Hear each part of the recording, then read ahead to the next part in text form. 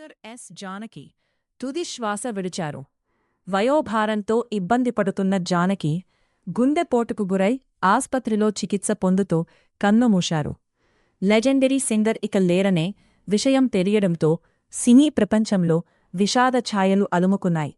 Singer Janaki మనవరాలు Insta పోస్ట్తో ఈ విషయాన్ని తెలియజేశారు. తమకు ఎంతో ఇష్టమైన గాయని శివైక్యం కావడంతో అభిమానులు, సినీ ప్రముఖులు తీవ్ర దిగ్భ్రాంతికి గురయ్యారు. ఆమె ఆత్మకు శాంతి చేకూరాలని ప్రార్థిస్తున్నారు. ఎస్ జానకి పూర్తి పేరు శిష్టా జానకి.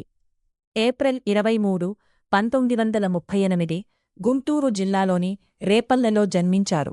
తల్లిదండ్రులు శ్రీరామమూర్తి, శకుంతలమ్మ. భర్త వి. రాంప్రసాద్ 1992లో మరణించారు. వీరికి మురళీకృష్ణ అనే ఒక కుమారుడు ఉన్నారు. 1957లో విడుదలైన విధియిన్ విలయాడల్ అనే తమిళ్ చిత్రం ద్వారా ఆమె గాయనిగా పరిచయమయ్యారు. తెలుగులో ఆమె మొదటి పాట ఎమ్మెల్యే చిత్రంలోని నీ ఆశ అడియాసపాయనే మోసమాయనే. తెలుగు, తమిళం, కన్నడం, మలయాళం, హిందీతో పాటు సుమారు 17 పైగా భారతీయ భాషల్లో ఆమె పాటలు పాడారు. తన 60 ఏళ్ల సుదీర్ఘ కెరియర్లో దాదాపు 48,000 కంటే ఎక్కువ పాటలను ఆలపించారు.